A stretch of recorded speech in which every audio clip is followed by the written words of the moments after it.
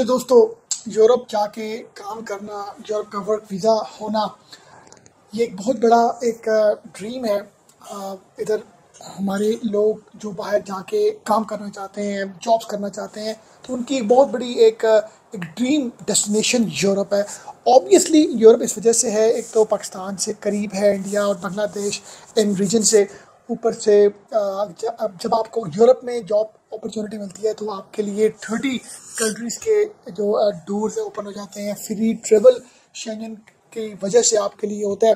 Obviously 30 countries means 30 different आपको opportunities उन countries में मिलने के चांसेस ब्राइट होते हैं। बट यूरोप का वीज़ा मिलना बहुत ही मुश्किल हो चुका है, यूरोप में जॉब मिलना बहुत ही मुश्किल हो चुका है। यूरोप का वीज़ा अप्रूवल होना वो भी एक बहुत बड़ा एक चैलेंज बन चुका है कंपनी के लिए।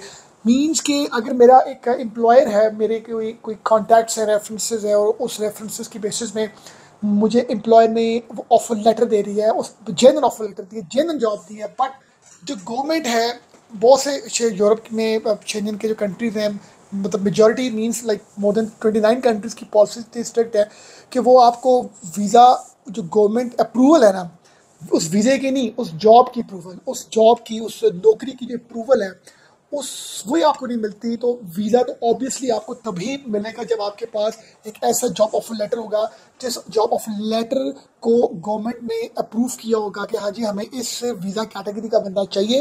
तो वो आपको जब गवर्नमेंट किसी भी कंट्री की, स्पेन, जर्मनी, इटली, तो वो आपके पास जब एक कंपनी का ऑफर लेटर की अप्रूवल गवर्नमेंट करती है, उसके बाद जाके फिर वीज़ा अप्लाई होता है। तो एक इतनी कॉम्प्लिकेशंस की वजह से बहुत से लोग यूरोप में जॉब नहीं कर सकते। नंबर सेकंड चैलेंज है जी आइल्स का, बहुत ज़्यादा एक स्ट्रिक्ट रिक्वायरमेंट है, फिर डिग्री का, एजुकेशन का।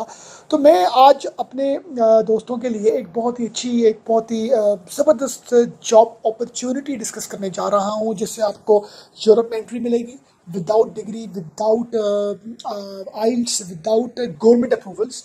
आपके पास अगर कोई जॉब है तो उस एम्प्लॉयर को गवर्नमेंट से अप्रूवल करवाने की ज़रूरत नहीं है अपनी उस जॉब। उसको 2 बंदे चाहिए, 6 बंदे चाहिए, 10 चाहिए, 12 चाहिए, उसने उस ऑफर लेटर को ही देना है एम्बेसी में, और उसने आपको वो लेटर देना है कि जनाब ये आपका ऑफर लेटर है, जेन्युइन जॉब है, तो आपको वीज़ा ग्रांट हो जाएगा। किसी भी किस्म की कोई कॉम्प्लिकेशंस का सामना नहीं करना पड़ेगा। अब जो इंटरेस्टिंग बात है वो ये है कि ये जो जॉब है ये बेसिकली सीजनल वर्क वीज़ा की जॉब है। सीजनल वर्क वीज़ा इस टाइम पर पूरे शेंगन में सबसे जो ईजीएस्ट जो है वो क्रोएशिया का है। क्रोएशिया जैसे कि आप जानते हैं यूरोप में आता है, शेंगन का हिस्सा है। जब शेंगन का हिस्सा है, शेंगन का पार्ट है, तो वही यूरो उनकी करेंसी है। और पूरे 29 to 30 कंट्रीज़ की फ्री ट्रैवलिंग है आपके लिए।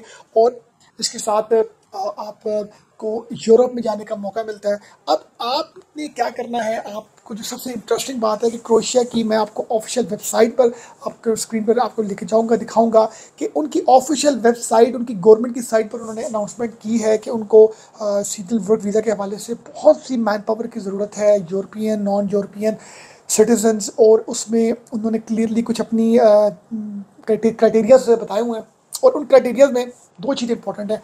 अगर तो आप 6 मंथ्स का सीजनल वर्क वीज़ा आप अप्लाई करते हैं, अपने एम्प्लॉयर को कहते हैं कि मैंने 6 मंथ्स काम करना है, तो फिर तो उस एम्प्लॉयर को, उस कंपनी को आपकी उस जॉब से रिलेटेड एक अप्रूवल लेनी पड़ेगी क्रोएशिया गवर्नमेंट से। और अगर वही सीजनल वर्क वीज़ा से रिलेटेड आप 3 मंथ्स के लिए अगर आप अप्लाई करेंगे अपनी जॉब, तो आपके एम्प्लॉयर को, आपकी कंपनी को किसी भी हवाले से कोई भी गवर्नमेंट की अप्रूवल की ज़रूरत नहीं होगी। अब इसमें शर्त नंबर 2 वो ये है कि seasonal work visa limited industries के लिए, लिमिटेड जॉब्स के लिए जो है वो किया गया, जिसमें hospitality, hotel, restaurant, agriculture, farm working, tourism industry और फॉरेस्ट्री जॉब्स। अगर तो इनमें से कोई आपको जॉब मिलती है तो 3 मंथ्स के लिए आप अगर वहाँ पर अप्लाई करते हैं सीजनल वर्क वीज़ा, तो आपको वीज़ा भी मिलेगा। अब मैं आपको इस वजह से ये बात कहूँगा कि यूरोप में जाना ही सबसे बड़ा चैलेंज है, यूरोप में एंटर होना ही सबसे बड़ा चैलेंज है। जब आपके पास 3 मंथ्स का सीजनल वर्क वीज़ा होगा तो उसको आपका एम्प्लॉयर आपके जाने के बाद एक्सटेंड भी कर सकता है। उसकी एक्सटेंशन 6 मंथ्स की कर सकता है, 1 मंथ की कर सकता है, 3 मंथ, 4, 7, 8 मंथ्स की कर सकता है। उसके बाद फिर आपको मजीद जॉब फर्दर हंट करने में बहुत आसानी होगी। जब आपको 2, 3, 4, 6 महीने सीजनल वर्क वीज़े में हो जाएंगे, ऑब्वियसली आपको क्रोएशिया से रिलेटेड बहुत सी कंपनीज का, एचआर कंपनीज का, रिक्रूटमेंट कंपनी का पता लगेगा।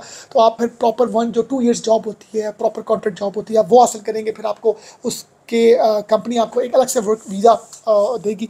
तो मतलब कहने का ये है कि गवर्नमेंट ऑफ क्रोएशिया ने अपनी जो एम्प्लॉयमेंट पॉलिसीज़ हैं, अपनी रिक्रूटमेंट पॉलिसीज़ हैं, अपनी वो सीजनल वर्क वीज़ा के हवाले से बहुत ही रिलैक्स ईजी कर दी हैं।